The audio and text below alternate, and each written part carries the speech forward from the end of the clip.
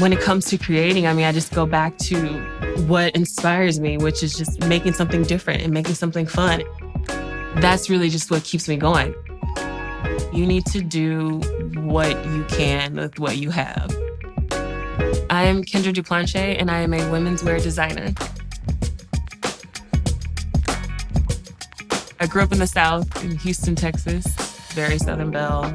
Earrings, dress, lipstick, hair done, nails done. But then I had my brother, who I looked up to, who I thought was so cool, who played all sports, had all the newest sneakers, had all the newest gear, had his piece and chain. I wanted to be that. I wanted to be cool. But then I had my mom, wear your earrings, put this dress on.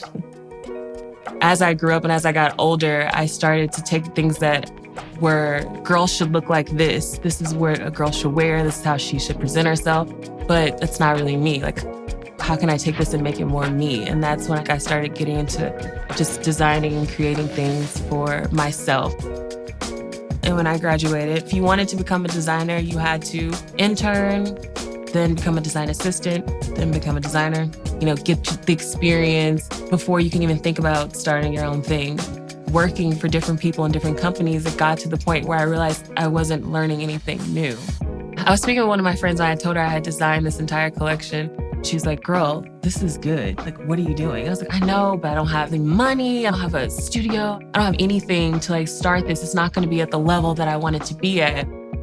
And she was basically like, girl, you need to do what you can with what you have. Those few words did so much for me. I just started shooting my shot. I went to different places. I showed them my collection. I said, hey, would you be willing to work with me? Found a model, found a photographer, got it shot, put my little website together, and I was in business. My creative process is pretty interesting. I take inspiration from everyday things. If it's a documentary I see, if it's an old film I watch, I'll just go into just sketching whatever idea comes to mind from the paper. I'll let it kind of speak to me then, and I'll say, okay, that's the one. It all started with the pant. These are the bossy pants.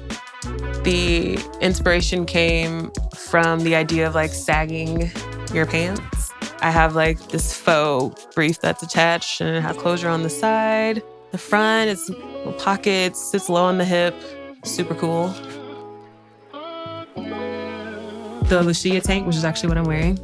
Just giving the classic tank with the off-the-shoulder detail to give a little shoulder action. Then we have my fave, the Marish dress. It just has this detail. It's the bra, and then it has this low drape in the back. I don't like using the word customers. It just seems like a disconnect. I always say I like to think about my customers as my friends, my girls. Whenever I'm designing my pieces, it's I want it to be effortless. I want you to wear the clothes and bring life to the clothes through your body or just your confidence, how you feel when you wear it. Her story is very unique to fashion, that she's doing it all paycheck by paycheck, whatever she can get done, she does. I think that's what really is beautiful about her collection and makes you respect it so much, not letting anything stop her, just learning as she goes, not being afraid to take a risk and just keep pushing through. It's really beautiful to see it come this far, and all the recognition she's getting for it now is so well deserved. I moved to LA, it was because I just wanted to change the scenery and wanted to be outdoors more, go to the beach, go on hikes, and have easier access to that. A hike is just a time to clear my mind and come back with a clean slate.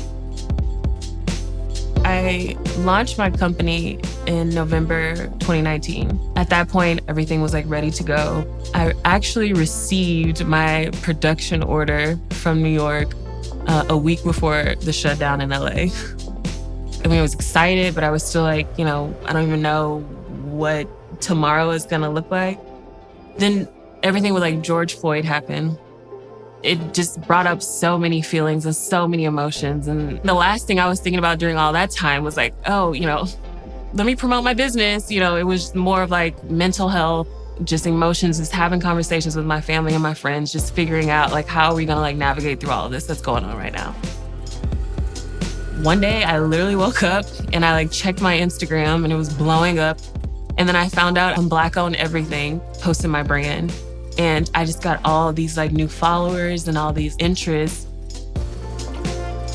I never wanted to put my work out there as like Black designer, Kendra. It was like, I'm a designer. I design clothes. I do women's wear too. I work with silks too. I do all those things too.